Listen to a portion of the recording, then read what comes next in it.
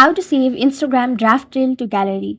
Hello everyone, welcome back to our YouTube channel. So without any further ado, let's get right into the video. First, locate your Instagram application and then open it. Now, tap on the plus icon.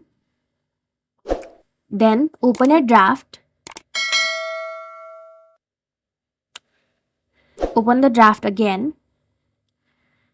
Now what you will have to do is go to more option and see if there is download button. If you cannot find it, tap on the edit button and swipe here, and then you should find an option of downloading this draft.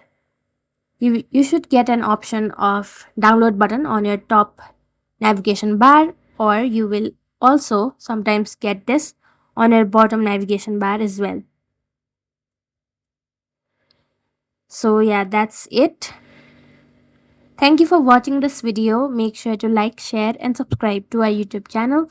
If you got any questions, comment them down and I'll catch you in the next one.